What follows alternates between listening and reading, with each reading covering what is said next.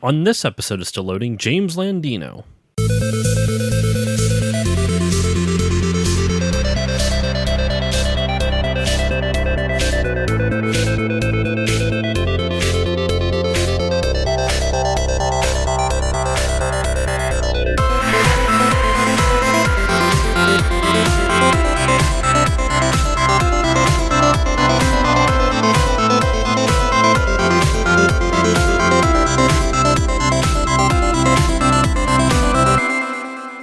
My tastes in music have changed a lot over the years. I started out when I was still in like middle school and junior high. My favorite band at the time was Creed, which now looking back was kind of like the Nickelback of the 90s. So I don't know if that was a smart choice. But it started out with Creed. I eventually evolved that my music takes evolved to more hard rock, even like some Christian rock like Skillet or Run Kid Run or stuff like that. And then it evolved even further to going into like heavy metal bands like August Burns Red and then Lamb of God and stuff like that. And it's weird because after that transition, I started getting into a different kind of music, and a lot of that was chiptune / EDM music. And chiptune musicians and composers and artists are some of the music that I still listen to now, and that transition happened over 10 years ago, and I haven't really gotten out of that. It's still my favorite style of music, and my guest today is someone who is heavily involved in that scene and is pretty much all of, like, has done all of it: chiptunes, EDM, DJing, and composing. And my guest today is James Landino. James, how are you doing today, sir? I'm doing good, man. Yeah, thank you for having me. Thank you for coming on. I always like finding new people to get on the podcast, and I've discovered you through Game Chops, which I use a lot of their music for my outros on the podcast, and I've discovered you through that, so I figured it'd be really cool to reach out to you and just kind of talk to you for a little bit and hang out and bullshit for an hour or two, or however long we go. So my first question for you, since this is a video game podcast, what got you into video games? Into video games? So for me, I didn't technically...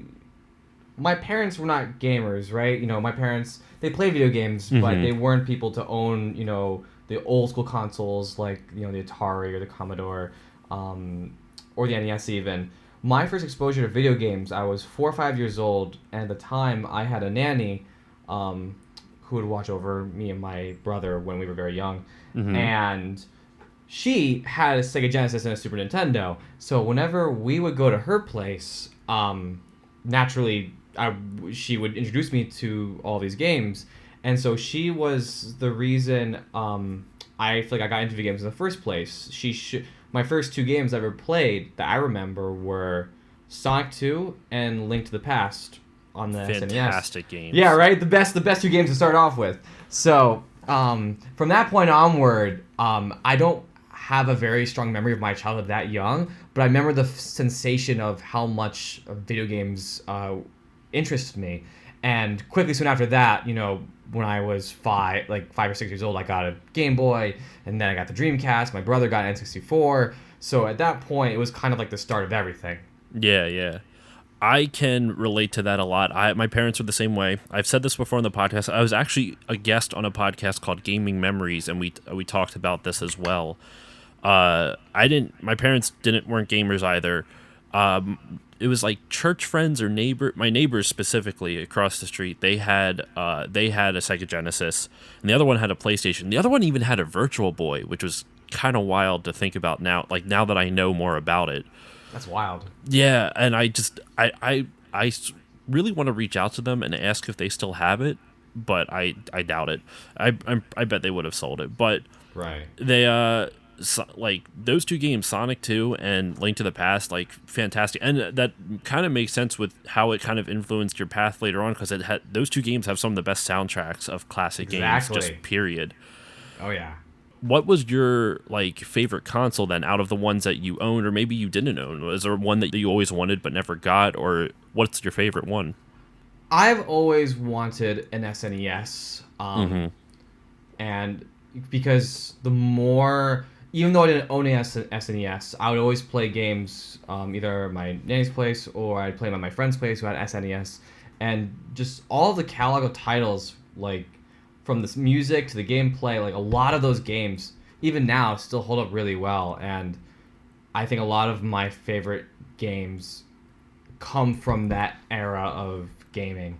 Um, so yeah, probably the SNES followed by the Dreamcast. The Dreamcast was the first console that was mine because my brother had the Nintendo 64, and the Dreamcast really got me the chance to, I guess, immerse myself in my own kind of gaming experiences, and really develop the eventual inspirations of what kind of music I wanted to write or be influenced by things, like Sonic Adventure or Phantasy Star Online or Power Stone or God, there's so many games in the Dreamcast that have such awesome soundtracks. I just got a copy of Power Stone for my collection somewhat recently. It's a pretty rare game now to get too, which is it really? Kind of cool. Yeah, if you have Power Stone, I think it's like a $60 game still. Oh, let's go. All right. If you have Power Stone 2, that's worth even more money, but I don't have that. I used to have it and I lost it, and I'm very upset by that. How come? I know. But thankfully, I'm actually working on a game soundtrack right now called Mighty Fight Federation, and that is heavily influenced, if not a direct homage to Power Stone. And my good buddies from Canada are developing the game right now, and so they have me and a fellow friend of mine, T. Lopes, who did the music for Sonic Mania. We're tag teaming the soundtrack together, and it's just been an awesome project to work on. That sounds awesome. I did see it on your credits too. I was looking on your website, and it's for. Was it under your music composer credits? I want to say. No. Yeah, I believe so. Although I need to update my website, but yeah. Yeah, okay, it's on Game Audio. It's under the Game Audio section. Has Mighty Fight Federation. Yep. So is that game out yet, or? There is, I believe, a playable beta that you can, purchase and then play on Steam. But the full release, I believe, is still in progress. Okay. And just speaking of favorite games, I did read in your bio that you're a big fan of competitive fighting games. Did you actually compete in any competitions? Like I think I saw Smash, and what else did I see? Smash, League of Legends, and Overwatch. But are there any other games besides those? So Smash is the obvious one that I actually competed in. When I was younger, I competed briefly. When I say young, I mean like I was like 8, 9 years old. I competed in Tekken 3 briefly. And that was kind of the extent more or less. Because I don't have a lot of time these days, but back in the day, and even now, I still try to maintain competitive chops in Smash Brothers, both Melee and the Ultimate. Okay, I actually have a buddy who he's a competitive gamer as well, but he plays Soul Calibur. That's his go-to game of choice. He was actually, I don't know how he's faring now, but he was actually like number 3 in the world at one point in time in Soul Calibur, which is that blows my mind. In 6, right? He's playing 6 currently. When he was number 3 in the world, I think that might have been 5. Okay, got it. I don't know how he's been taking it a lot more serious lately, because he couldn't make it to a lot of competitions, and unfortunately, and since none of them, you can't really compete online because of input delay, so. Right.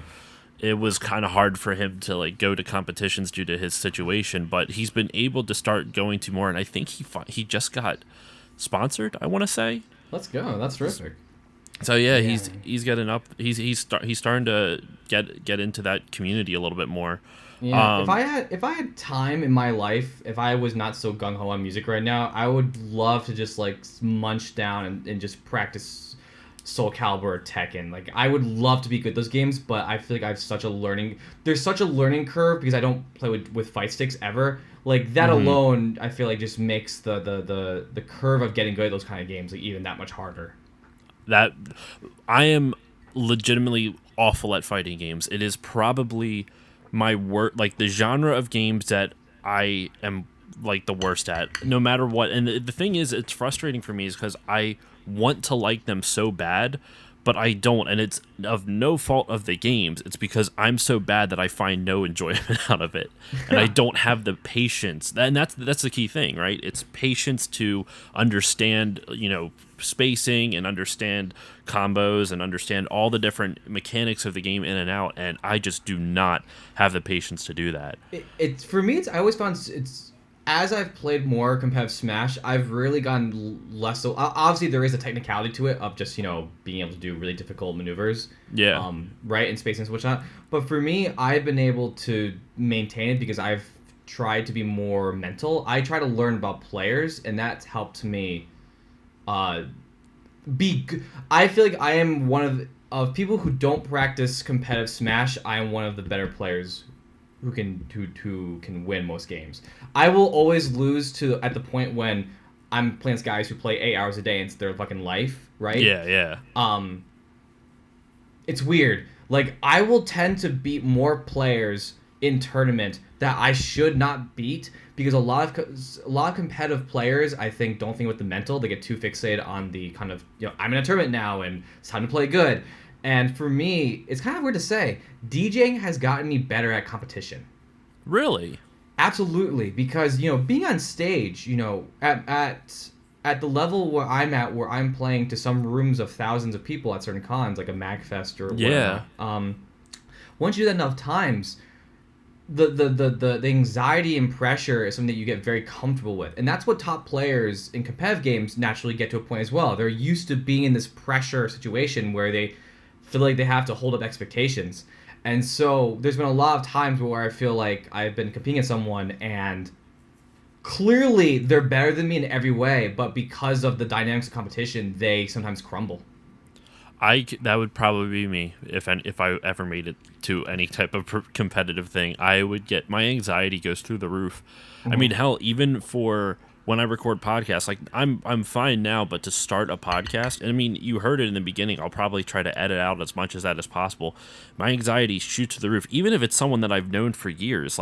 It's hard for me to mitigate that to start, and then once I'm into it, it doesn't bother me as much. So I can totally understand how the top tier players in any competitive or professional gaming league could kind of get like that. So that's interesting. That's kind of a weird way that DJing has helped. I always find it interesting when there's correlations like that, where one thing can help another, even though they're not really 100% connected.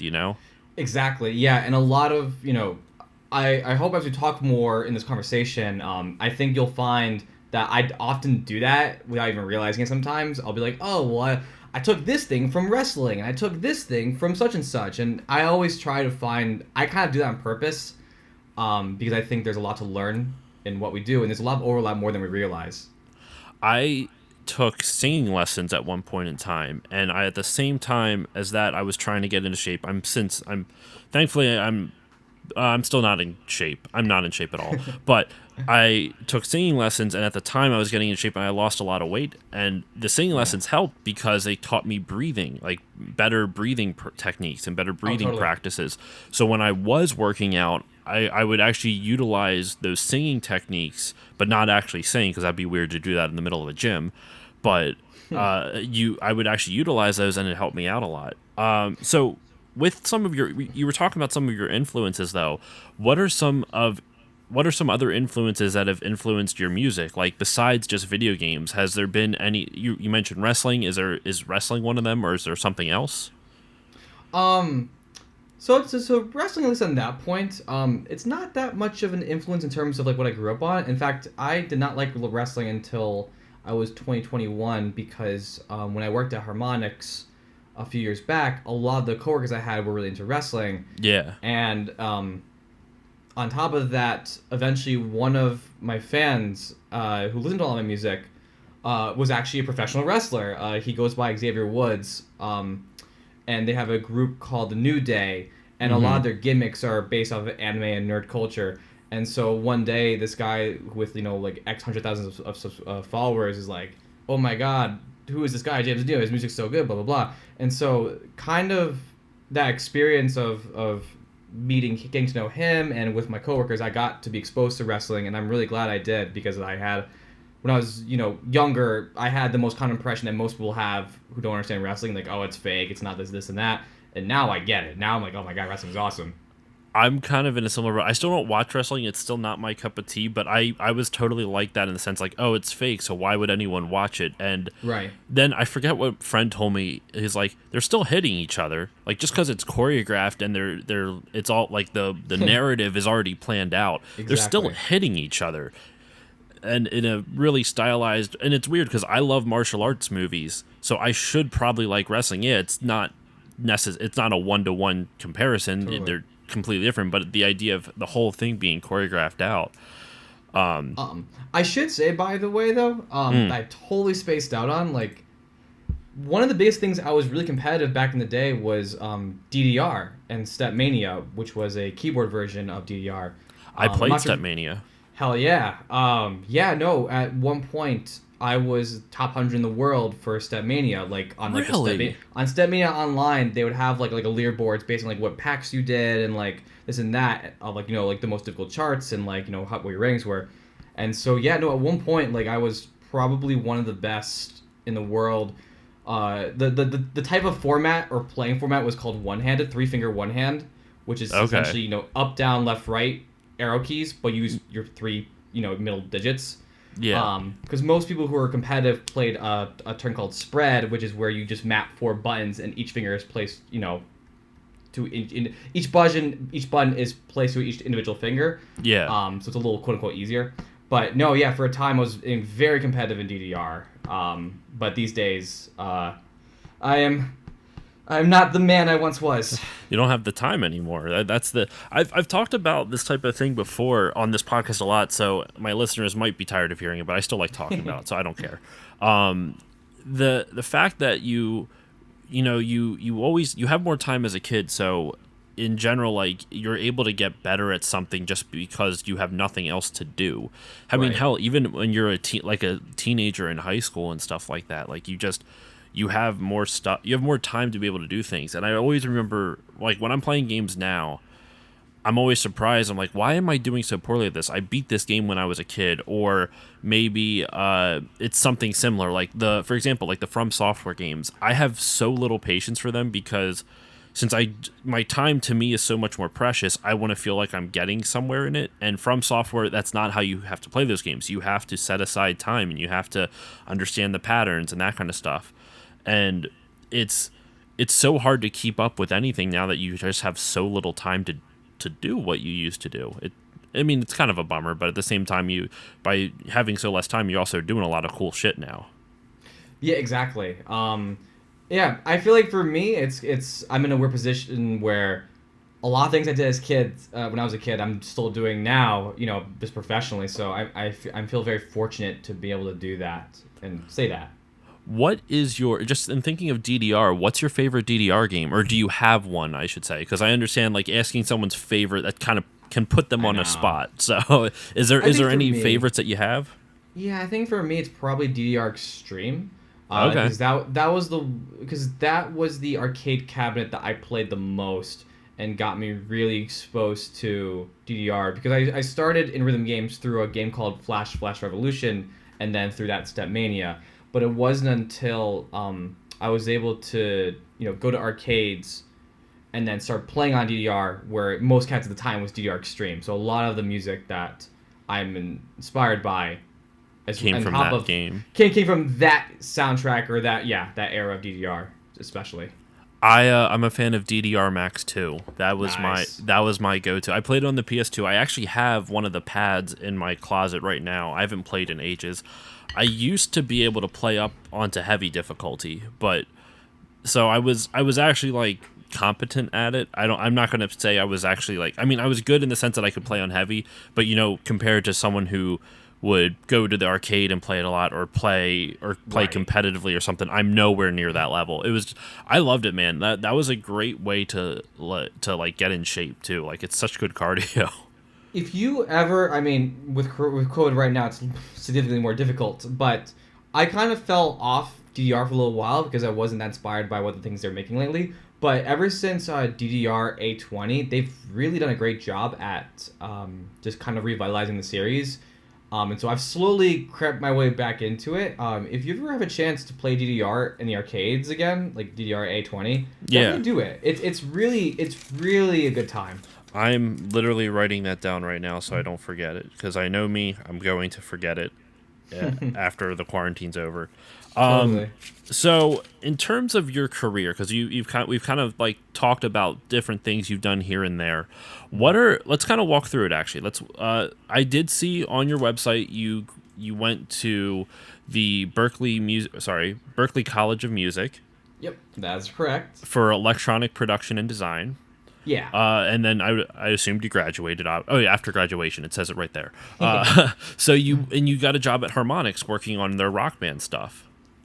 Yep. What were your responsibilities on Rock Band, Amplitude, so on and so forth? So when I started Harmonix, I actually wasn't working on Rock Band at the time. Rock Band 3 had right when I came on, the fall of 2013. Rock Band had basically tapered off. They were definitely ramping down from kind of the quote unquote golden era of Rock Band, especially Rock Band 3, which is definitely one of the biggest and successful releases they had. So when I got in, they were working on a game called Fantasia Music Evolved, which a game that maybe not many people are familiar with, but it was supposed to be the flagship title of the Xbox Connect, of the Xbox One's Connect. Okay. And so we were developing a whole game with that in mind, and unfortunately with poor timing, because there wasn't a lot of Connect sales, right around when we were about to release Fantasia Music Evolved, Microsoft had announced that they were going to not include Connects anymore in Xboxes. So it was a very unfortunate circumstance, because we were developing many titles with the Connect in mind. Because at the time, Harmonix was really excited about developing new games that were musical without beat matching. Beat matching in terms of games like Rock Band, where you match buttons to the beat, or things like Rock Band or DDR or 2DX, games where you press buttons to the musicality of what's happening on screen. Okay. And so Fantasia, Dance Central, Dance Central 3 also used an older version of the Kinect on the regular Xbox 360, but naturally they were ramping up to do the newer version of Dance Central with the newer technologies. But since no one had said technology, it made it difficult to sell. So that was I came in at a weird time at Harmonix, so I was working on those projects, Fantasia, and then the Dance Central Spotlight it was called. And then from that point onward, I then got to do stuff in Rock Band 4, where I was involved.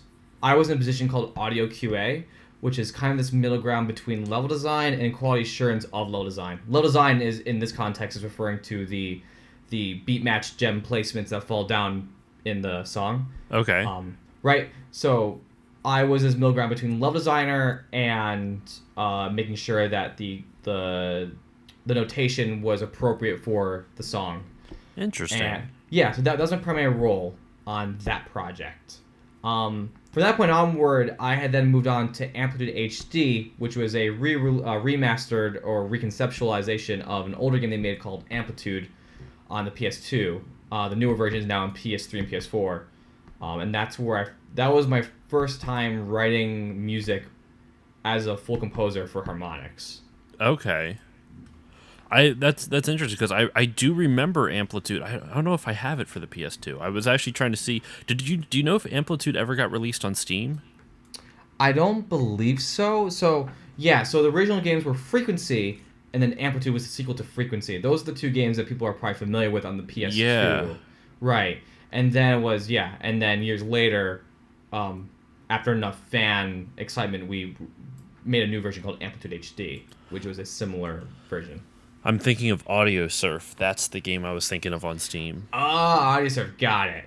Okay, yeah, that's what it was. It's funny though. My friend actually played Frequency. I didn't know that was Harmonix. Actually, I never really paid attention to the developers when my friend were playing. When my friends and I played back then, but I didn't know.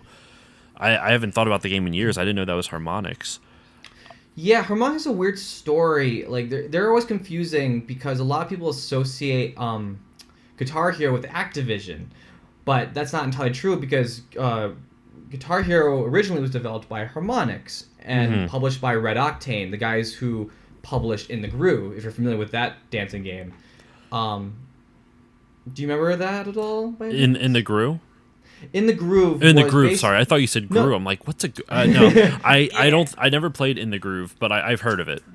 Got it. Okay, yeah. So Guitar Hero 1 and 2 was made by Harmonix, and then when Rock Band basically Rock Band got I'm sorry, Harmonix got bought out by Viacom, and Activision bought out Red Octane, the publishers Okay. of Guitar. It's a little confusing. So that's when in Guitar Hero 3, the one that probably a lot of people are familiar, that probably most people are still familiar with in terms of Guitar Hero, that was Activision. That wasn't Harmonix anymore. And then Harmonix went on to make Rock Band and subsequent stuff.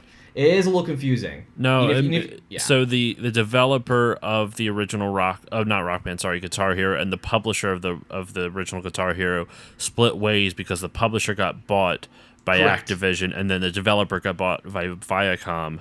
That's So correct. that's how the series split off from there. So I'm following you. I'm following the narrative Yeah. so far. Yeah, it all clicks once when someone explains like, no, this is how it laid out. Because it is weird. And then eventually we at the end toward I'm not sure when exactly, but then eventually Harmonix bought themselves back out, so they weren't part of Viacom anymore. Okay. Yeah. And I'm seeing here that so while you were working at Harmonix, you also started to look into DJing and live electronic music.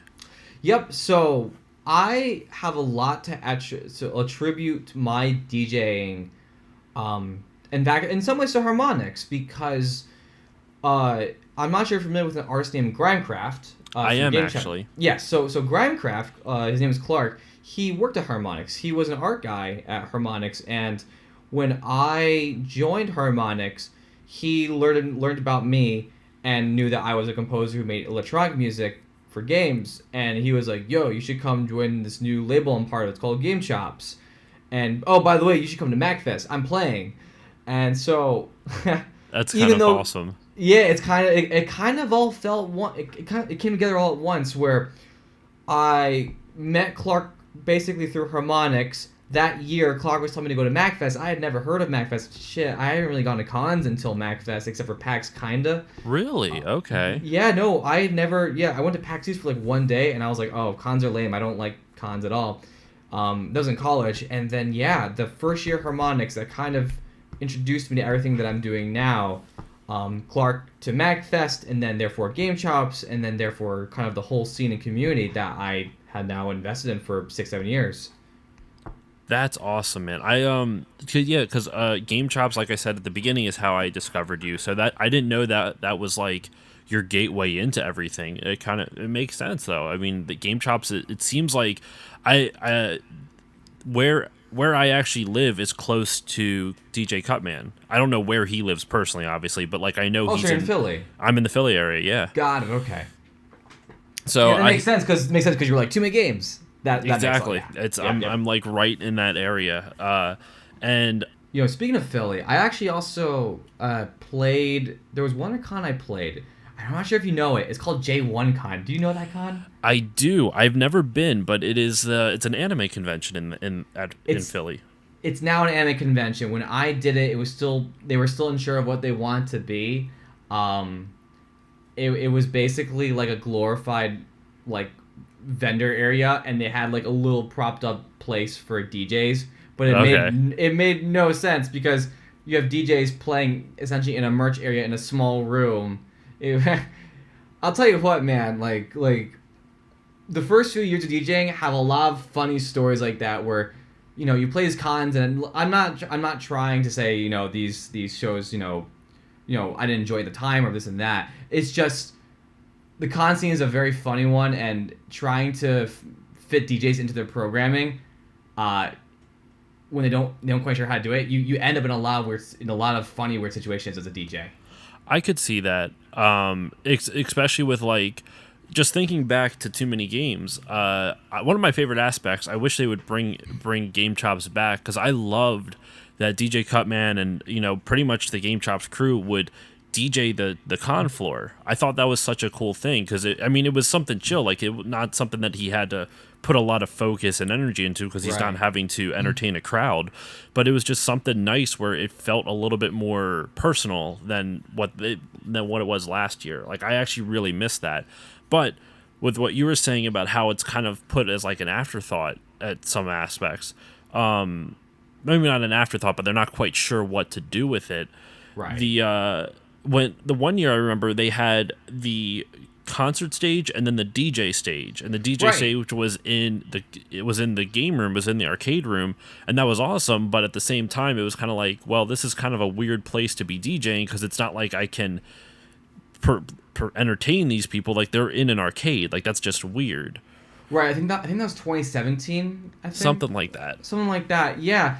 And yeah, sometimes cons treat DJs as an afterthought, but other times they truly mean well, and in execution they may not just understand the as I mentioned earlier, they might not understand just like the kind of little intricacies that enable a proper good show to work. Yeah. I think the best time that I had with like one of the best. So I went to the after party or whatever that Too Many Games had. They just canceled it for this year, but there was one time at Too Many Games. It was at the after party, and Right. it was probably the best. I don't know if you want to call it a rave or whatever the hell, but it was probably one of the best times I've ever had with someone DJing or whatever. It was A Rival and DJ Cutman, Yep. and there was a wedding crashed the party. I remember. I was supposed to go that year. Dude, it was so fucking awesome. It was so random. I remember I was there, so I remember standing there, and all of a sudden this girl and this guy come in. The dude's in a full tux and the girl's in a like not a wedding dress. She was one of the bridesmaids. Right. And I was like, they're really dolled up for this. This is a bunch of freaking, like nerds. Of course I don't mean that in a mean weird way. cosplay, guys. Exactly, right? And so my favorite thing ever though was they disappeared, and then all of a sudden they all came in at once. The whole wedding party just crashed it. And I remember like everyone, I mean, it got a little frustrating after a while because they kept trying to get requests, and it's like, this isn't your party. You didn't pay for this, so you don't have to be rude about like whatever. You crashed the party. It was awesome. Like they didn't ruin anything other than trying to get them to play other music, but Right. it was insane. And then I vividly remember there was a bunch of like awkward kids trying to flirt with her even though she just got married. It was a little weird. And she's like, what is this? And we're like, it's a video game convention. And she goes, what? And she just like was so surprised by the fact that like this is how nerds party. It was so funny to me. Nerds are having fun? What is this, guys? Nerds know how to have fun. What? I don't. Who know this? Who knew this? But it was. I love those kinds of moments when it's like you can tell there's someone who's not necessarily into geek culture or into Right. this type of community, and then when they see like, yo, this is what this community's actually can be like. At times, like, don't get me wrong, there's still, like, I'm an introvert at heart, so I'm still the guy that's going to go and do it, well, not basement, but, like, shut himself in his game room and just, like, play Right. games for hours. But at the same time, there's these crazy parties that you can end up going to. Yeah, absolutely. And it's kind of funny, like, there are a lot of people who, have no idea that these kind of cons exist, who are not gamers at all. And even Yeah. if they are gamers, they may not just realize it. And the ironic thing now is that I hate to use this term, nerd culture. Really I don't know. like it. But that's the only word I have to pick right now. Yeah, so like the ironic thing is that, especially for musicians, that kind of nerd culture con environment is bigger than ever. Aside from Corona stuff happening. But Yeah. in general, yeah, it's crazy, dude. So in speaking of, like, DJing and stuff like that, I actually had a couple questions on it. Hold on, let me get my notes real quick. Yeah, go for it. I did see that you started, it kind of along the lines with DJ, you organize and host this thing called Party with Your Friends, and it's a music and gaming event that promotes different video game performers. Is that a live event, or is that an online thing? Like, I didn't really see too much about it, at least on your Right. website. I didn't do a whole bunch of research into it afterwards, but, like, what is it? So, Yeah, rest in peace, Party with Your Friends. And that's not entirely true, but this is why I got to update my website. Party with Your Friends was essentially my show series when I was throwing events in Boston, and MacFest as well. Hmm. I did it under the branding name of Party with Your Friends. This was the time when I was still kind of invested in Boston and thought I was going to be there for a lot longer than I actually was.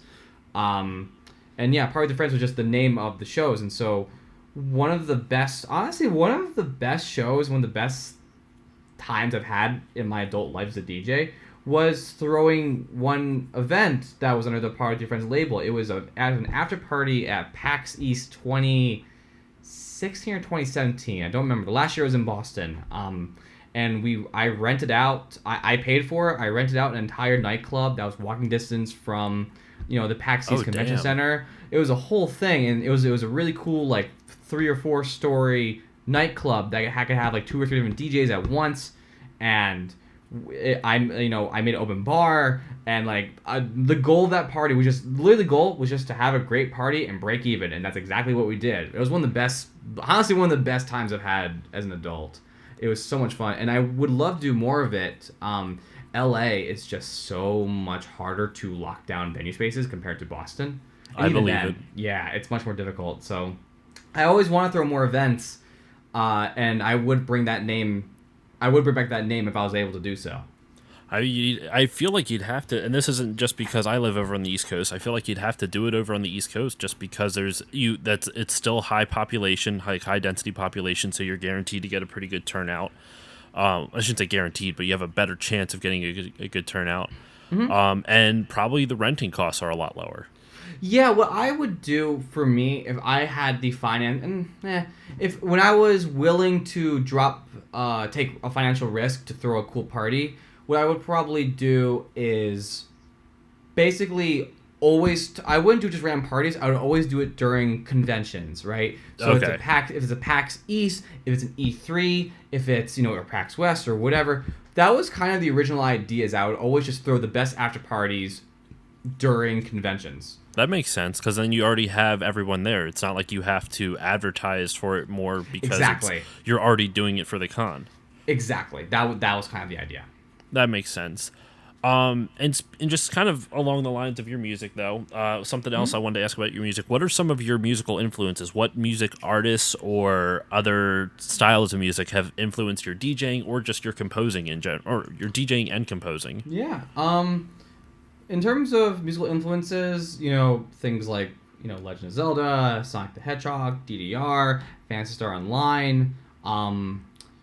Oh boy, so like I don't have. It's hard for me to really say like, oh, this artist inspired this because I don't really think that way. But in general, a lot of the game franchises like the Sonics, the Zeldas, the DDRs, and there you mentioned, that really encapsulates a lot of my influences. I also grew up on jazz. I was a trained jazz pianist for the longest time. Really? So I grew up. Right, it's a thing that people don't always think about, but I grew up as a jazz pianist since I was 5-6 years old, and I listened to a lot of jazz growing up, especially a lot of jazz fusion, especially by Japanese bands. Okay. And what I learned The eventually Seatbelts, by any chance? Would they be jazz fusion? I think so. Yeah, I would consider them. That's the only Japanese kind of jazzish band that I know. So go on. Right, I would say so. But what I learned over time is that pretty much you could argue a lot of Japanese developed games, the soundtracks in the 90s were insanely inspired by two bands, T Squared and Cassiopeia. I'm not sure if you're familiar with them. If you go look up Cassiopeia and T Squared's music and then you listen to an N64 soundtrack, you will be like, this is the same. Not the same song, but you know sort of time how much inspiration is from those from those bands. It's actually kind of insane. So what I come to realize is that a lot of my music is low-key inspired by those two bands indirectly. Interesting. Would you say, like, I'm not going to take credit for this idea, but would you say like older game music is inspired by prog rock? Yes, I would definitely say so. And I believe my understanding of a lot of prog rock is because Um, I wouldn't say it's actually. I wouldn't say that a lot of composers were inspired prog rock. What I've learned is that a lot of people who wrote game music back in the 80s and 90s were guys in bands. And because usually people in bands, game soundtracks were such an afterthought in game development. It was kind of like, you know, it was like writing music for film, writing music for TV, writing music for an artist, and then there's games. It was really in the bottom totem pole of terms of professional work you can do as a composer. So a lot of guys who wrote music for games in that era were just rock guys who needed work for money, and come to find out decades later that some of the music is some of the most beloved stuff. Like all these rock guys who wrote music, all of them say like I never would have expected this kind of culture to exist. It's like a MacFest. Yeah, it's kind of interesting to see that like chiptune has developed into its own genre now too. It's like the limited nature of the sounds you can create. I mean, now obviously chiptune has evolved where it's not just strictly limited to the NES sound library or the SNES sound library or the Genesis sound library or anything like that, but that's where it all started and that's where it all evolved from. Because I mean, if you look at artists like Hyper Potions and stuff like that, they're not really chiptune, but you can kind of hear influences. Like they're chiptune-esque, but they're more, I don't know what you would call them actually, but they kind of evolve out of that. And from what I've listened, like I've listened to some of your stuff too, like on your sound on your website and your SoundCloud, and like I can hear some of those like that chiptune influence, but at the same time you kind of, like you said, you add a little bit of jazz, like you have some jazz influence into it. Yeah, exactly. With Hyper Potions, I would classify them under some kind of future bass. Okay. Because they were one of the early adapters of popularizing that genre through their label Monstercat at the time. Do they run that label? No, they don't run it, but right when future bass was about to become like a more popular sound, they were one of the first artists picked up by a reputable label like Monstercat. Because Monstercat has really created a lot of big talent over the years, or propped them up to the next level, I suppose. Okay. So in terms of future bass, that's where Hyper Potions really took off. Oh, okay, I get you now. Mm-hmm.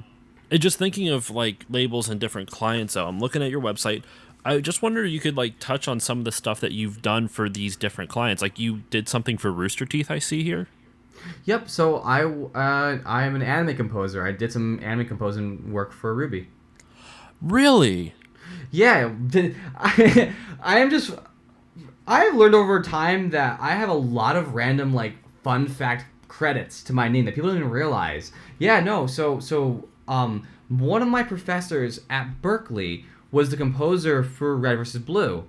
Which is yeah, right. Okay. Yeah. So because that's how Rooster Teeth got started, was with Red versus Blue, right? Exactly. And so as they started growing, his name is Jeff Williams, the composer. Yeah, he was a teacher at Berkeley at the time, and right after I graduated, he knew that I was one of the guys who was doing a lot more electronic stuff with games and anime and so on and so forth.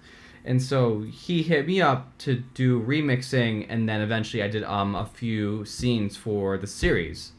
Okay. Yeah, so I have a few anime credits on my belt. One is Ruby, the other recently, which is Tower of God, that is made by Crunchyroll.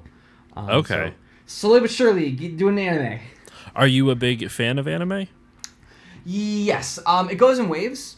I'm the same way. But yes, sorry, it goes go in on. waves. No, it's fine.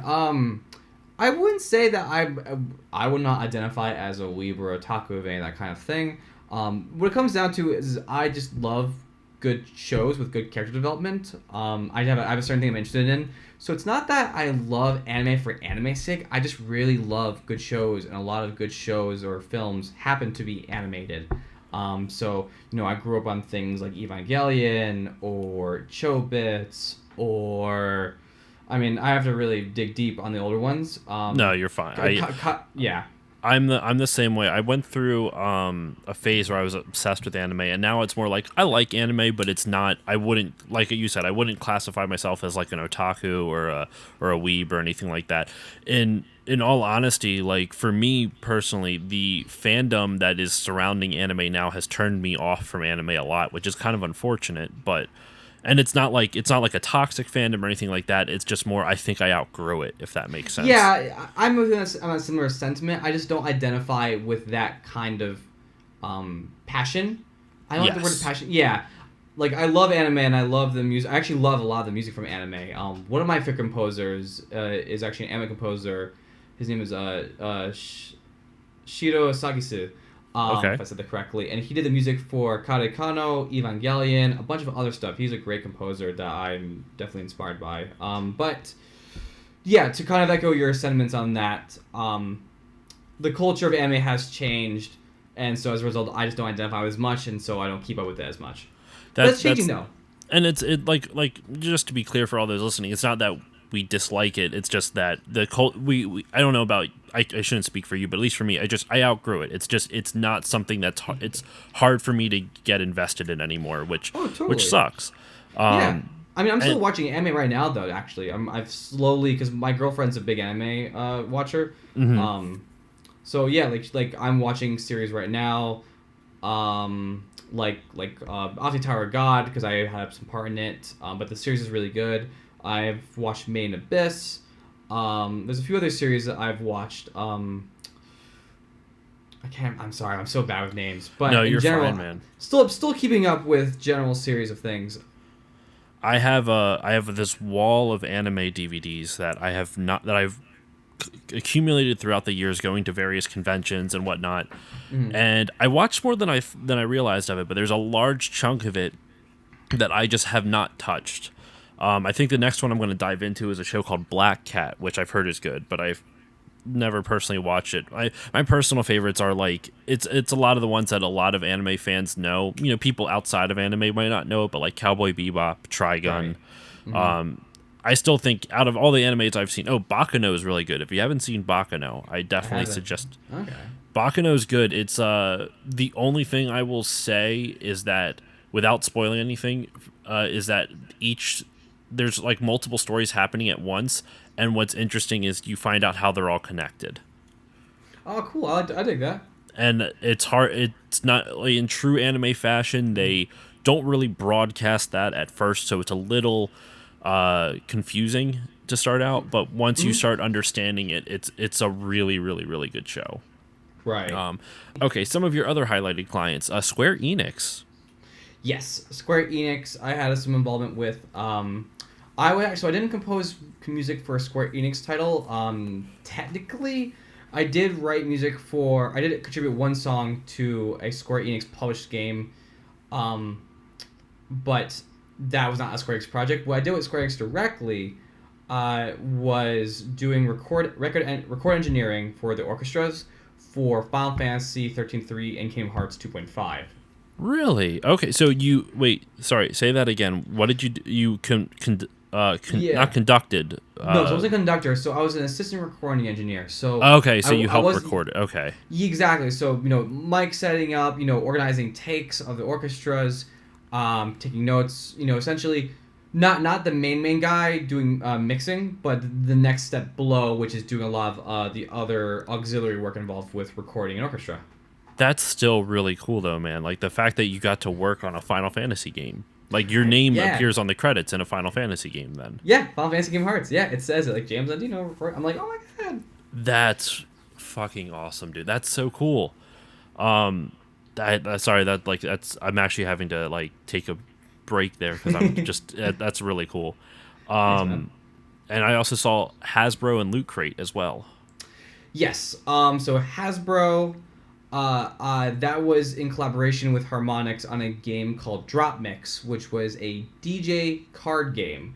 And what? We actually, yeah. So okay. in the long list of Harmonix titles I worked on that people may not know of, Drop Mix was a game that I had been part of the prototyping originally, and eventually got published by Hasbro. And it was a DJ card game where physical cards had chips inside it, and these chips had audio stems. So you have a deck of cards. Think like a DJ for a moment. Like you have like your playlist of music, your crate of vinyl CDs. Think that, but a deck of cards. And so you have a deck of cards with your favorite music, your favorite instruments, whatnot. and Okay. you have a mat, like a physical mat that you play these cards on. And essentially, what we did was we created this tech and developed a game where you remix music based on the cards that you play or I play. That's kind of awesome. It's really cool. They actually took even though I didn't work on that game, the Harmonix announced a new game called Fuser, that has a lot of the tech from Drop Mix now into this new title with a similar concept where like, you take musical stems of your favorite artists and then mix and match, right? So if you love the song Bohemian Rhapsody, you take the vocals of Bohemian Rhapsody with the drums from Justin Bieber with the chords from this rock song, and you can put it all together and you're creating music. And we developed tech where it always sounds good. Is that out yet, or is that coming out at some point? So Fuser, I believe, is coming out. I don't know when. I believe this year. If not next year, I'm not quite sure. But Drop Mix is already out. You might still be able to find it in places, or ask someone who may have a deck of cards. Because the people who buy Drop Mix, they fucking love Drop Mix. Drop Mix is like one of like those like cult gems that people will like have in the trunk of their car and then like throw a party and they'll bring it over to that friend's place. You know what I mean? Like the people. It's who like bought anyone Drop can Mix, be a DJ then. basically with a deck of cards. That's really cool. Yeah. That's just I've always been interested in DJing, but I don't have it costs a decent amount of money to get like the setup. I know, Right. like to get the gear, and also I would assume, I mean, correct me if I'm wrong, it is also helpful to have a background in music, whether it's in your case it's music production or just compose like music theory or anything like that, just to learn how to match stuff together. I don't have any of that. Yeah, it makes it a little easier. And so Drop Mix is kind of that kind of gateway. It's like, if you ever want to feel like, even though it's not really DJing, there's no real correlation to it. If you ever want to feel like a DJ, it certainly emulates that experience. And I'll be honest, the game was probably my favorite project to work on at Harmonix, just from a project end and also the people I was working with at the time. Mm-hmm. And truthfully, like we would work on the game during office hours, and then we would just stay after for like an hour and just play the game. It was just a fun thing. It was really fun. That's awesome. That's such a cool idea. I've never even heard of it. I actually looked it up on Amazon, and it's like you can buy it for $30 right now. Yeah, $30. Oh, it used to be like $100 because that was the Oh price my god! point. Yeah, Okay. because no one bought it. So, dude, if you give it $30, like, yeah. Well, it does say it is normally 100, and it says save 71%. I don't know why it says save 71%. Oh, that's amazing. But it's from Hasbro Gaming too, so it's not like it's a reseller or anything. Wait, no, ships and sold from Real Merch UK. So who knows? Who knows? But most likely, yeah. Surprise, surprise, the game didn't sell well. So I think a lot of people are just trying to get rid of inventory at this point and break even on it. Yeah, a lot that game it was just a lot of fun to work on. And if you ever have a chance to check it out, I encourage you. Also, quick flex for a moment. There's a physical card that has my name on it, so I'm on a playing card, baby. That's awesome. That's so cool. I was hoping I saw is like it had all a bunch of different music artists. I was like, oh, is that James on there? No, it was just it had like all the different music artists they got licensed for, like Bruno Mars and Jason Derulo and Right. Meghan Trainor, all those guys. I thought it was like a credits thing at first, but anyway. Okay, so let me see what else I got for you. I got a couple more questions. Sure. Let's see. I already talked about your favorite game console. I already talked about like what type of music you like, some of your musical influences. But along the lines of music, actually, here's a good one. You do a lot of collaborations with other DJs, other chiptune artists, or just other composers in general. Mm-hmm. What is the collaboration process like? Like, how do you how do you coordinate the workload and things like that? That's a good question. So for collaborations, usually they're projects where I'm the one, quote unquote, in charge of the vision or what's essentially being created. And so usually what happens is, hey person or hey artist, I want to do a collaboration. I have this idea and I would like you to contribute this. And so that's usually how, on a high level, that's tend to be how my collaboration works, where I have the whole session, I have this idea, and then I work with people who I think can really fulfill that vision the best way possible.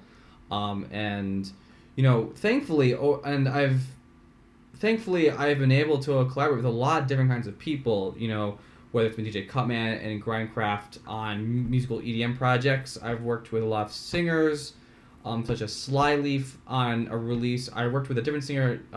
She went by Tofuku, but now she goes by Tofi. I worked with a different artist named. She went by Nikki. Now she goes by Ni. Actually, I was just for a quick moment. I was really happy to do the project with Ni. She wrote lyrics and sang for a song that I wrote for Sega. Okay. Yeah, so it was my. It's not on the website, so it's kind of low-key why I'm mentioning it, by the way. I do think it's on your Twitter or Instagram, though. I think Yes. I remember it saying on your little bio section, it mentioned that you had something with Sega. Yes, so I wrote a song for a rhythm game called Tunithm, which is a very popular game in the Asian markets. And so I got asked to contribute music for that game. And so what they asked of me was kind of a crazy scenario. Basically, I had 1 week, give or take, to record. They were like, James, we want EDM opera. And I'm like, what? What? Huh? Figure it out. Figure it out. We want EDM opera. By the way, the vocals need to be English, so you can't just do, Latin or, things that sound normally operatic. You have to do English opera. I'm like, cool, great. Do I know anyone at all who can sing and write lyrics in opera? And so the artist, Ni, who I've been friends with for many years, she normally sings more electronic music, but I knew low-key that she could sing opera. It's in her wheelhouse, so to speak. Okay. That she never really pulls out, and so I was like, "Hey, you're literally the only person, and I have a week to do this, so I need you to please record and write operatic lyrics in 3 days, so I don't die." And we eventually pulled it off, and What song is that called? So it's called Curse. And can you find it online anywhere? Yeah, if you type Tunithm Curse or type James Landino Curse on YouTube, you should be able to find it there. And so I will point out on that note that a lot of collaborations are often through commissioned work that I need for a project. That was the case with Osu and working with them with multiple artists, like Kabuki or Tofuku. And so with things like commissions for projects means deadlines. And so a lot of my collaborations usually involved pretty tight deadlines to deliver to clients. And that's part of the fun for me. I like having deadlines. I had a conversation with someone else. It was one of the composers I interviewed last summer. I can't remember which one it was though. Mm-hmm. But I was saying, do you, maybe you feel this way too, do you feel like those restrictions, those limitations breed creativity more because you have to find workarounds? Yes, I 100%. By and large, I 100% agree with that sentiment. There are some edge cases where the conditions of restrictions are a bit overbearing. Yeah. But even then, it's by and large okay. A lot of rhythm games, even if they don't say that they won't have restrictions on creative direction, if I'm writing music for a rhythm game, for example, like Citus, which is a popular mobile rhythm game I worked on, even though they say essentially write whatever you want, I still need to write music that would work really well for a rhythm game to encourage fun beat matching gameplay. Yeah. Right. So that, for me, that's part of the fun, knowing that, okay, I'm writing for some specific thing, and I need to figure out what would be best under these conditions. It's interesting because so for my podcast and my stream, I have a graphic designer friend that I commission stuff from, and I remember when I first started this, and I would ask him oh, hey, could you do something like this, blah blah blah. And he's like, all right, what were you thinking? I'm like, oh, I have no idea. Just I thought I was being nice. You just do you do your creative thing, and I'm sure it'll be good. And that is, I'm not saying the worst thing, depending on the artist, that whether it is a a graphic artist or a musician or a painter or anything like that, but any type of artist that can be almost too limiting because they have no direction to go with. They don't know what you want, so they could make something that suits them, but that's not necessarily like. What if the thing that you're asking them to do is not something they would do for fun in their normal life type of thing? Right, it's not that exactly. they hate it. It's just like, I would never make this podcast logo just for funsies. Like, you need to give me some sort of direction. So it kind of makes sense that, like, I mean, I guess my question is, do you find that the opposite, when you have no restrictions, can be almost too limiting? Too limiting. When I have no restrictions, do you mean like when I have no restrictions, it's too much or too broad? That's a better way to put it. Yeah, it's too. There's too much and it's too broad, and it's hard to figure out what your focus is. Yes, for me, it's a bit more of a challenge. And I say that as we speak because I'm writing a lot of original music for myself right now during this extra time I have, and yeah, there's times where I'm like, man, I like the best, in my opinion, the best musicians are people who can really think of a concept and then really imagine sonically what that sounds like. It sounds obvious, like no shit. Yeah, of course, conceptualize a thing, right? But the best artists in my mind have such a clear vision from concept to execution of writing the song, producing it, what that actually is. And when you have a blank canvas, like if you just have like just a white, in terms of art, like a white canvas for a musician, Yeah. it's a blank DAW, you know, it's like, oh, I could literally make anything right now. I don't know what I want to make because I can literally make anything. And for a lot of people, it's stressful. Yeah.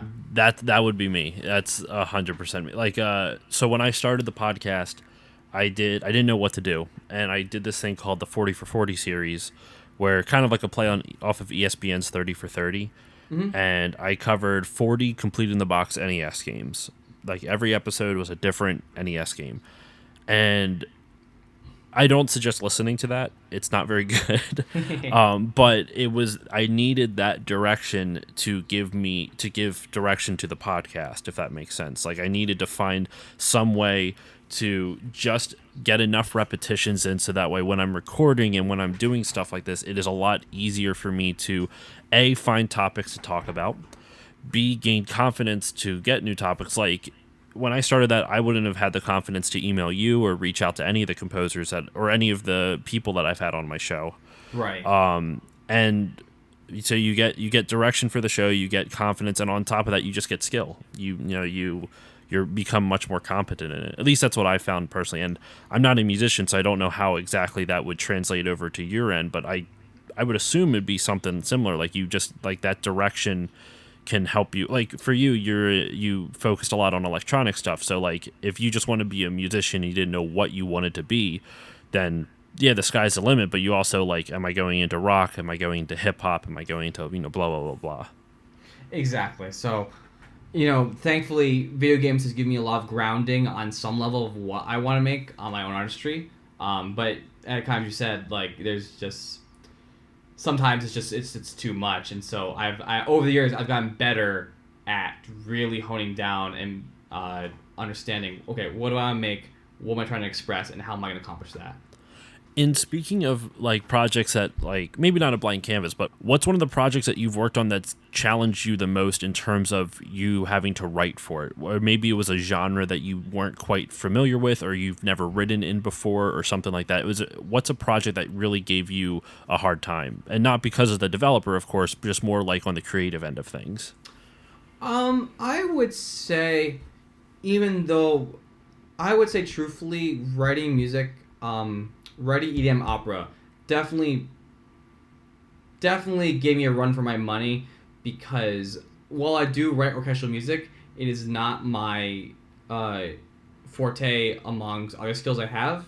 I'm pretty well rounded in most things, I believe, but trying to create, like, if I told you what EDM opera sounds like, most composers would be like, I don't even know where to start with that one. So that one definitely, especially under the time constraints, that one really, I think, pushed me in a position where I had to buckle down and really think about what I was making. Yeah. Okay, I don't know exactly. I mean, that much of a time constraint would just seem crazy to me. I interviewed a dude named Andrew Pralo. He did the music for Outer Wilds. I don't know if you played Outer Wilds. Yeah, yeah. Not Outer Worlds, mind you, not the Obsidian Oh, game. I thought you misspoke as in Outer Wilds. Oh, okay. No, Outer Wilds. It's an indie game. Okay. Check it out. They do the soundtrack's really cool. It's a lot. It's very ambient. Andrew creates a lot of like soundscape type of Yep. music, and so I mean, think of like Explosions in the Sky or like bands Right. like kind of along that line. But he was saying like he had a similar project where he had to get a fully orchestrated thing. Well, not fully orchestrated, but he had to write something within like 4 days. I forget what project he told me it was though. I just recorded an episode with him as well. It's coming out like the time we're recording this. It's coming out in a week, but I'm mad at myself. We just talked about it too, but I can't imagine having to work under that type of stress. Okay, so I have a couple more questions for you. What would be a dream project for you to work on? Maybe it's like your all-time goal. Maybe it's just one of them. But what would be a dream project? Dream project for me, truthfully, would be DDR.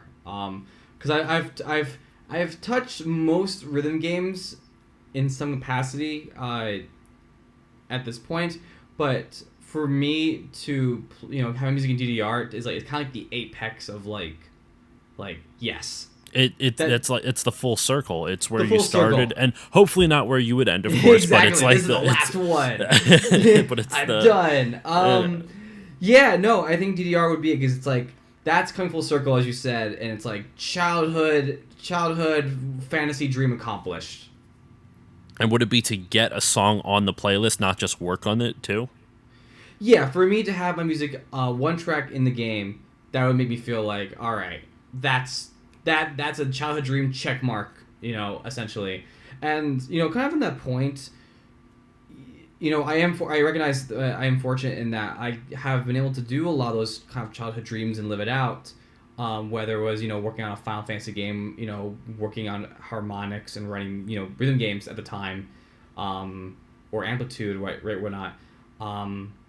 I am very fortunate. I understand that, and it's weird though when you kind of hit your childhood dreams, and then you're like, well, now what?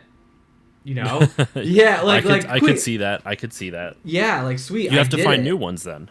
It kind of it's yeah, and it's not like I found new ones per se, but it certainly made me reevaluate like all right, I did the thing that I've aspired most of my childhood into adulthood trying to do. So it's a weird position to be in. I've thankfully I've gotten better at really understanding what to do next, but yeah, it's just I just want to point out it's a funny position to be in. It's almost like just to use the metaphor of climbing the mountain, like you almost never want to get to the top because when you get to the top, then it's like, all right, I guess it's nowhere to go but down. So it's just kind of like it's weird because you talk about people always talk about I would love to do this, I would love to do that, and I mean it's the same for me. Like I love video game history. I would love to get to interview developers of games at some point. Oh, that's so cool. And do you ever watch the show Icons from G4 TV? Do you know what I'm talking about? No, I never had G4 TV when I was a kid, so I never got to watch anything like Attack of the Show and all that other stuff. Like I didn't get to watch like any of it, but I've never even heard of Icons now I think about it. Yeah, so it might be on YouTube. They may have some full versions, but definitely look up G4 TV Icons because I had G4 fortunately, and that show is literally what you're describing. It's like the whole show is to talk about the history of a developer or a circumstance in the game industry. It's a really cool show, and I think it would probably still hold up. And by and large, if you love video game history, check that out. I will definitely. I'm gonna write that down too. I'll have to check that out then. I'm surprised. I mean, I feel like that should be a go-to, but yeah, it's just called Icons. It's called Icons, yeah. Okay, Icons G4. Naturally, it only goes up to whenever G4 aired, it's like what 2007, right? Yeah, so whenever it so it's went under. Yeah, but maybe you can tell me. Like, I guess some YouTube stuff covers kind of the history of gaming a little bit, but is there really like a gaming history channel? Does that exist? I'm sure. Yeah, there is. There's a YouTube channel called The Gaming Historian. It's not perfect. it's not like an official. I mean, well, he's official, but like Yeah. he does amazing work too. He did a whole one, like one of my personal favorites is he did a whole video on the history of Tetris and how it came to the U.S. Oh, that's cool. Which is just like when you hear that story, I don't want to ruin it for you because it's like a 40 to 50 minute long documentary. It's really It's good. thick. I've heard the history of that is really thick. He recently did an episode. Yeah. Hold on, let me look it up real quick. I subscribed him on YouTube. He did an episode somewhat recently about there's a Sega Genesis game called Awesome Possum.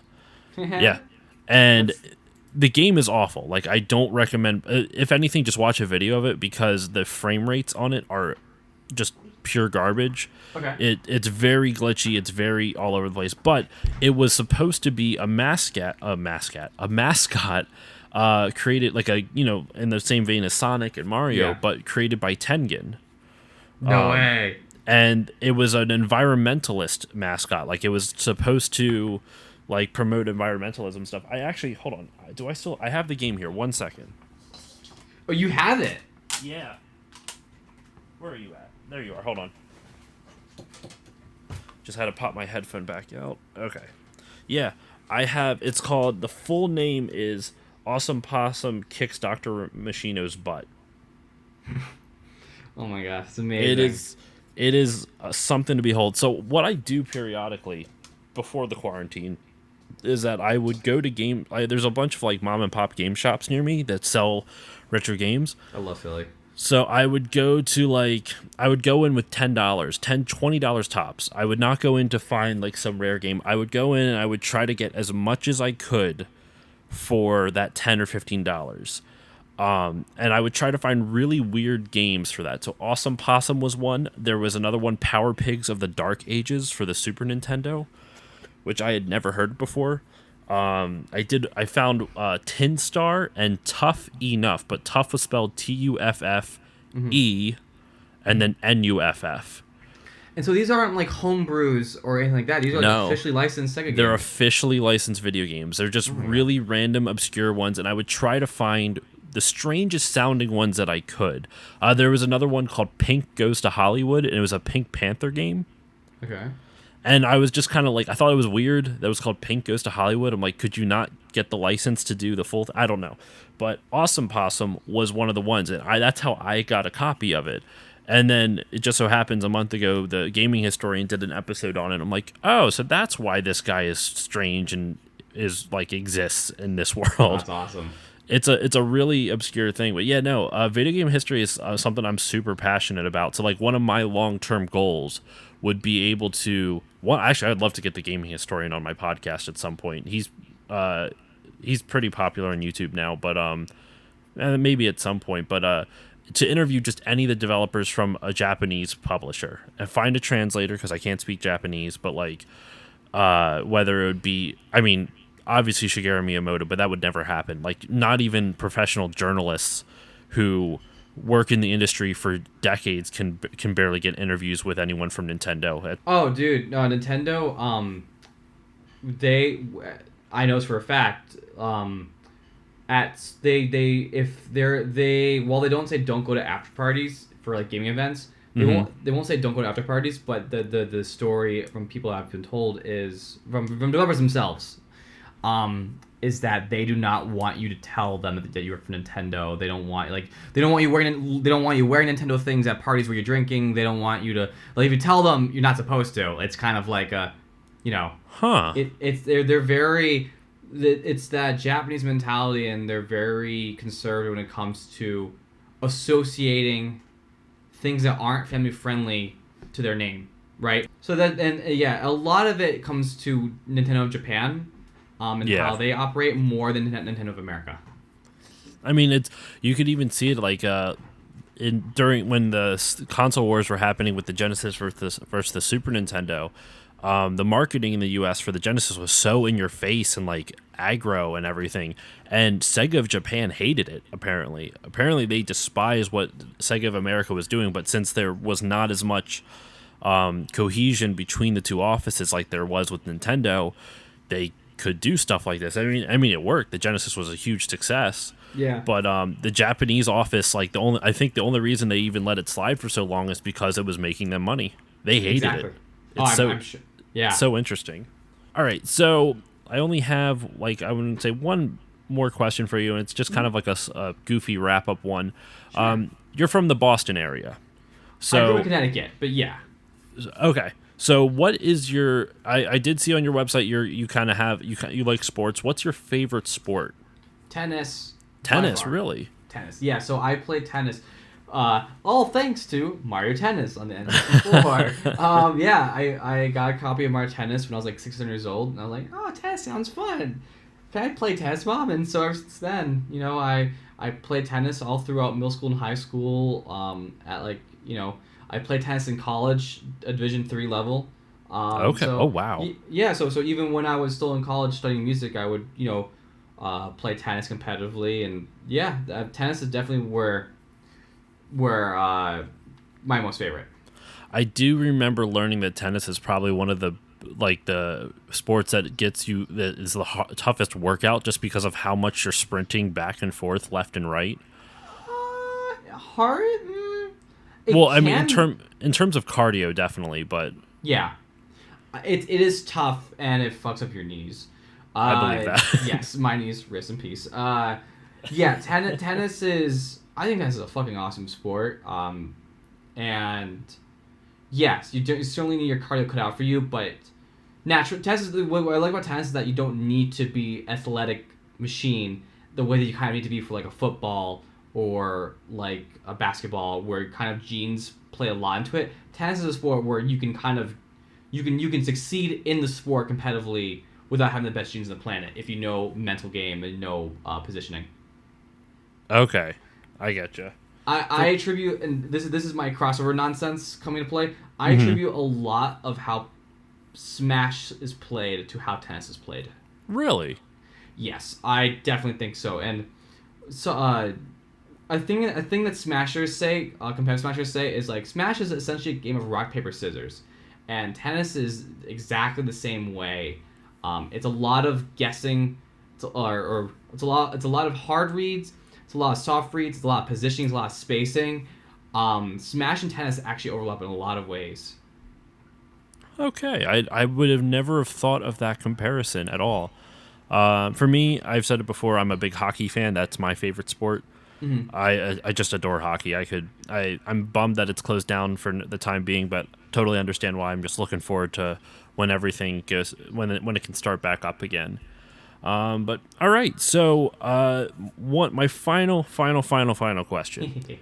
Any projects coming up that you want to talk about, that you're able to talk about, that you want to promote? Yeah, so in terms of what's coming up, I would say the biggest one coming out is a game called No Straight Road, which is coming out on PC and PS4 June 30th. I'm writing the music with my buddies Funk Fiction and Andy Tunstall. We actually we're kind of a composer team, and we worked together on other projects before. Okay. And so we've written like 4 or 5 hours of music collectively for this music game called No Straight Roads. It's basically take Kingdom Hearts platforming, but with musical elements of real time action beat matching. Interesting. I'm looking actually on the on your website now, and like the artwork for it looks really cool. It kind of reminds me like a almost like a paper mache version of Jet Set Radio, if that makes sense. A little bit, yeah. So one of the creative directors of the developer, he was one of the main art leads for Street Fighter V. Oh, okay. Yeah, so he's yep, and then the other creative director, he was one of the design leads for Final Fantasy 15. So those two guys kind of came together to start their own studio in Malaysia, and this is kind of like their first little brainchild. Yeah, that's awesome. Then I will definitely. It's not out yet, I'm assuming, right? You're still working on it, or? Yeah, so we're wrapping it up. It comes out June 30th, and so the cool thing about the game is that the music changes based on the player or enemy actions. And so what we did was, for example, for a boss fight, there's the original song that plays, and then we have 2 remixes of that same boss fight music. And so based on what you do or what the boss does, the version of the music will change accordingly. So if the boss is beating you in gameplay, it'll play the EDM version. But if you're winning, the rock version will play. And so we've created a whole dynamic system where you mix and match, kind of like Drop Mix earlier, where you mix and match, where it's like, all right, the rock drums are playing with the EDM synths, and then the orchestral strings are playing on top. Like it's a whole dynamic system that it's really cool. That's awesome. I'm probably going to pick that up then. And actually, by the time this episode comes out, it will be pretty close to the. I mean, I don't know exactly the date, but the earliest it would come out would be May 31st. So it'll be a little bit till. So it'll be shortly before, month-ish before it comes out. So right. But that's awesome. All right. So James, thank you for joining me on today's episode. Yeah, thank you for having me. Where can the people find you online? What's your social media stuff? Your social media handles? Social media, the best place is James Landino, twitter.com/James Landino, or Instagram/James Landino, or YouTube/James Landino. James Landino, by and large, on every platform you can think of. That's me, because as far as I know, there's no other James Landinos. And as for me, as usual, you can follow me on Facebook, Twitter, and Instagram at StillLoadingPod on all of them. If you want to contact me, you can email me stillloadingcontact@gmail.com. If you want to support the show, you can do it in a number of ways. The easiest way for everyone, it just takes a moment of your time. Just give it a rating and review on Apple Podcasts or whichever podcasting device you use. And if you want to support me monetarily, you can check out my Patreon, patreon.com/stillloadingpod. Even just $1 a month will help grow the show. And also check out the network I'm a part of, the Podbeard Network. And most importantly, though, the nonprofit organization that I'm partnered with, the Bit by Bit Foundation. The Bit by Bit Foundation is a nonprofit organization whose mission is to put video games and video game consoles in the hands of children who receive inpatient care at hospitals. And especially right now with everything that's going on, consider donating to them, because that would probably make a lot of kids happy. And that's all my plugs. So, James, one more time, thank you again. Yeah, thanks, Matt. It was so much fun. Thank you. And I will see you all next time.